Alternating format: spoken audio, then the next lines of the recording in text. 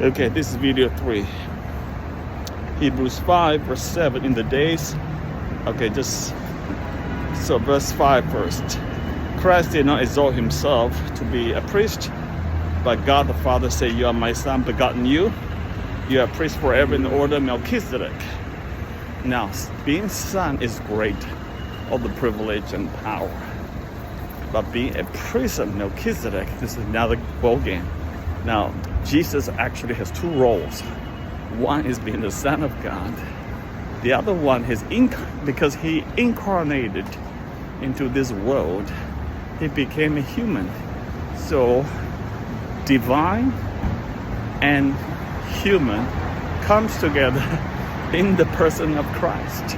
He has both. He is both. Now, verse 7, in the days of his flesh. See, in the days of his flesh. What does it mean?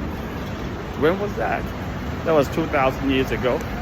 So Jesus was in the flesh for 33 years on earth. Okay. So Jesus offered up, in the days of his flesh, verse 7, in the days of his flesh, Jesus offered up prayers and supplications with loud cries and tears. Loud cries and tears to him who was able to save him from death. And it was heard because of his reverence. Wow. This is absolutely stunning. With loud cries and tears. With fervent cries and tears to the one who saved him from death.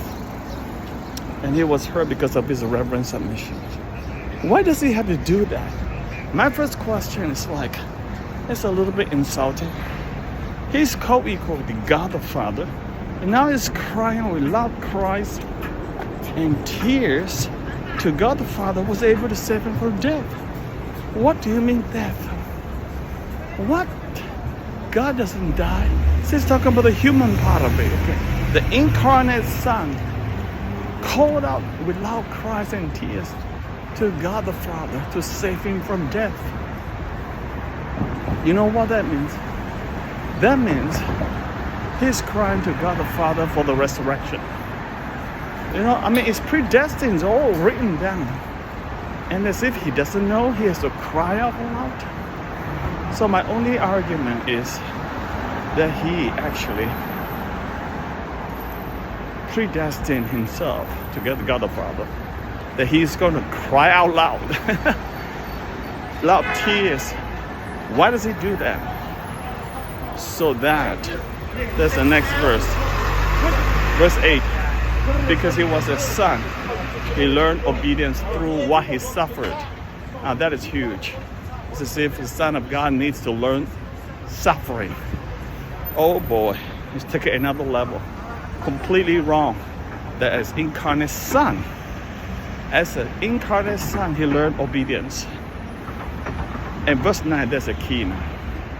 And be made perfect. He became the source of eternal salvation to all who obey him. That's the key. He only could become, he's only qualified to become the source of eternal salvation to all who obey him after he has learned obedience through sufferings, after his loud cries and tears, and also after his reverence. He was heard. He became a source of salvation. Isn't it amazing? So if you look at this route here, it's almost unthinkable, to become the source of salvation.